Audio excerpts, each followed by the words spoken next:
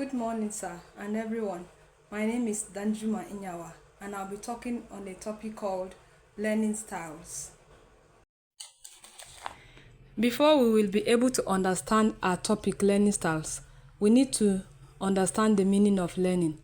Learning is a relatively permanent change in human behavior arising from experience. The term relatively permanent is used to connote the expectation of the time lag of change in behavior.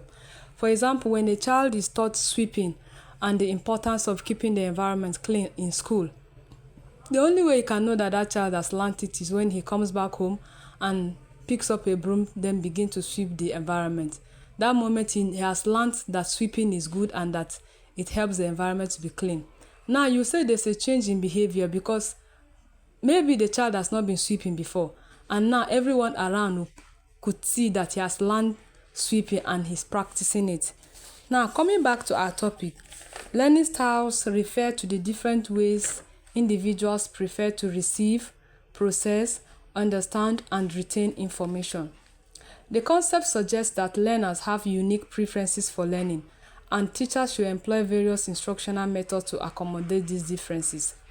Understanding learning styles helps educators to create inclusive and effective learning environments that enhance student engagement and academic achievement. One of the most widely recognized models is the VARK model, developed by Neil Fleming. VARK, V-A-R-K, stands for visual, auditory, read-write, and kinesthetic learning styles. So when we say the visual learners, who are the visual learners? The visual learners understand information best when it is presented through images, diagrams, charts, maps, videos, and other visual aids. These are people that prefer to see the information as it is. They prefer pictures and illustrations. They learn through observation. They remember information better when it is displayed visually.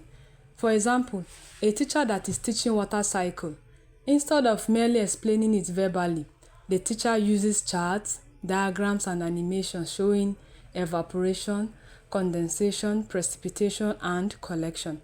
Visual learners easily understand and remember the process through these images. For the teacher to carry the visual learners along, he needs to employ some teaching strategies like the use of diagrams and charts. He should also incorporate videos and slides in his teaching. We go to the next type of learners, which is the auditory learners. Auditory learners learn best through listening and speaking activities. They enjoy lectures and discussions. They learn through verbal explanations. They prefer listening to instructions. They remember information heard more easily than information read.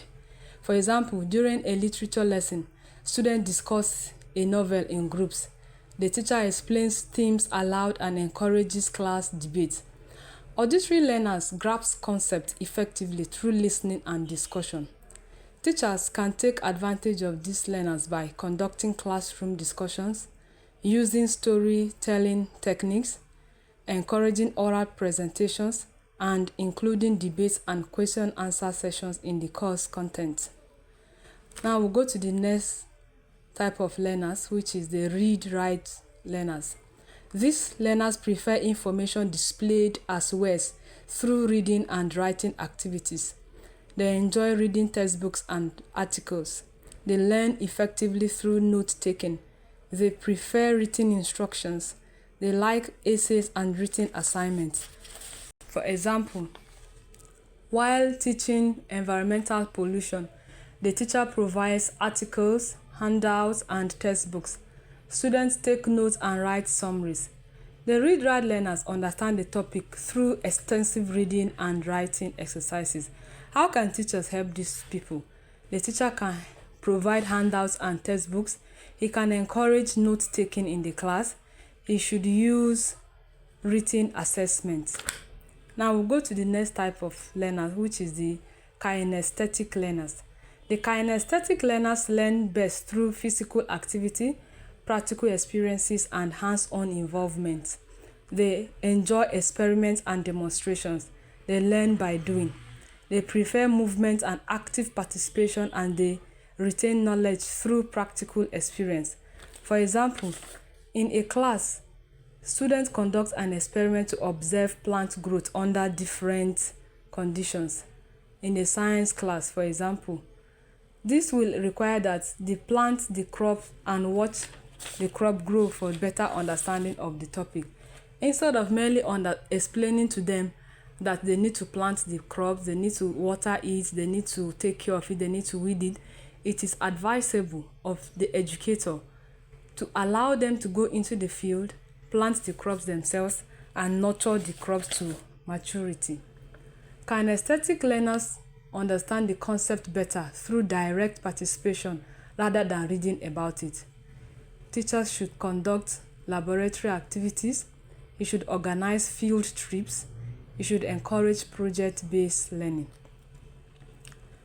That is it about the learning styles. Now, a quick recap. We say learning styles represent the various ways students prefer to learn and process information. The major learning styles include visual, auditory, read-write, and kinesthetic. Effective teachers recognize learners' diversity and use multiple instructional approaches to create engaging and inclusive classrooms. Rather than teaching exclusively according to one learning style, educators should employ a balanced combination of methods to maximize learning opportunities for all students. Thank you for having me. Bye. See you next time.